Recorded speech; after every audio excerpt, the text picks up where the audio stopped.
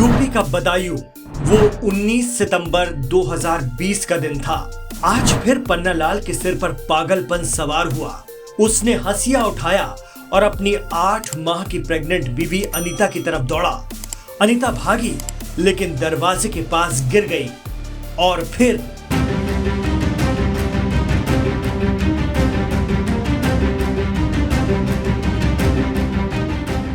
कड़े कानून और तमाम तरह की जागरूकता के बावजूद समाज में कुछ लोग संतान के तौर पर लड़के लड़की में भेद करते हैं, लेकिन ये मामला उस हैवानियत का है जिसे सुनकर आपके रोंगटे खड़े हो जाएंगे।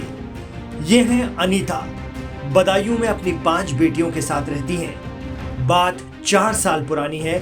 जब अनीता 6वीं बार प्रेग्नेंट हुई तो उनका पति पन्नालाल, जो शादी के बाद से पिछले 22 साल से उन पर लड़के के लिए दबाव बनाता था, इस बार भी मानसिक और शारीरिक रूप से प्रताड़ित करने लगा। प्रेगनेंसी के दौरान ही वो अनीता को उसकी छोटी छोटी बेटियों के सामने बुरी तरह पीटता था। इतना ही नहीं, धमकाता भी था कि अगर अब के बेटा ना दिया तो मैं दूसरी शादी कर लूंगा। अनीता और पन्नालाल की 5 बेटियां हो चुकी थीं, लेकिन जाहिल पन्नालाल इस बात पर अपनी बीवी से नफरत करने लगा। जब उस वक्त 30 साल की अनीता 6ठी बार गर्भवती हुई और प्रेगनेंसी 8 माह की हो गई, इसी दौरान एक दिन पन्नालाल घर आया और अनीता से झगड़ने लगा।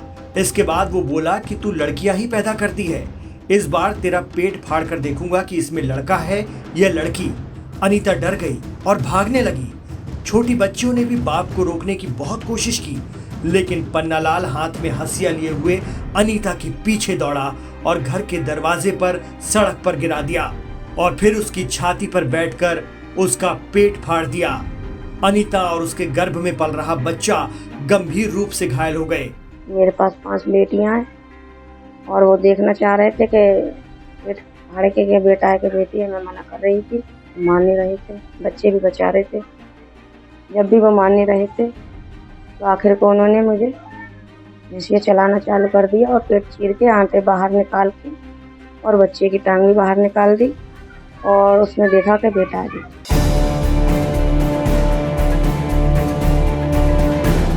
अनीता का पेट फाड़ने के बाद पन्नालाल फरार हो गया था।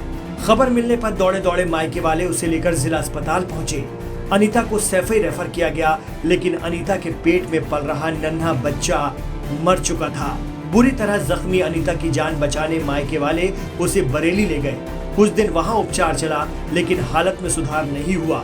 इसके चलते दिल्ली सफदरजंग अस्पताल लेकर गए। गरीब परिस्थिति के परिवार ने हार नहीं मानी और पूरे 2 साल तक अनीता का इलाज चला, लेकिन इस बीच उसके घर वालों ने तय कर लिया था कि पन्नालाल को इस हैवानियत की सजा दिलवा कर रहेंगे। अनीता के भाई गोलू ने 19 सितंबर 2020 को थाने में प्राथमिकी दर्ज करा दी थी। इस मामले में महिला की ओर से एडीसीजी मुनेंद्र प्रताप सिंह ने केस लड़ा। खास बात यह है कि तमाम गवाहों के साथ अनीता की बड़ी बेटी निर्जला ने भी इस मामले में गवाही दी थी। उसने अदालत को बताया था कि पापा पन्नालाल मम्मी से कहते थे कि इस बार तेरा पेट फाड़ कर देखूंगा कि तेरे पेट में लड़का है या लड़की। पन्नालाल जेल भेजा गया, लेकिन जमानत पर छूट कर आने के बाद वो आए दिन अनीता को धमकी देता, घर पर घुस आता, तोड़फोड़ और मारपीट करता। इस मामले में महिला आयोग से शिकायत की गई थी, जिसके बाद पुलिस ने प्राथमिकी पंजीकृत की थी। माननीय न्यायालय ने अभियुक्त को दोषी सिद्ध पाया और अभियुक्त के विरुद्ध धारा 307 जानलेवा हमला और 313 इच्छा के विरुद्ध गर्भपात कराने का अपराध पाया।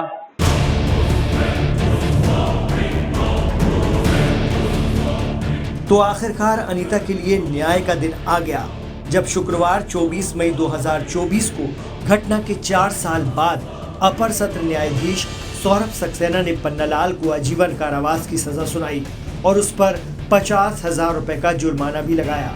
इन 4 सालों में अनीता ने अपनी 5 बेटियों को मजबूती से संभाला है। बेटियां स्कूल में पढ़ रही हैं। अनीता घर के सामने ही छोटी सी किराने यानी परचून की दुकान चलाती है। एक बात और जान लीजिए, अनीता के गर्भ में जिस 8 माह के शिशु को हैवान पन्नालाल ने मारा था, वो लड़का ही था।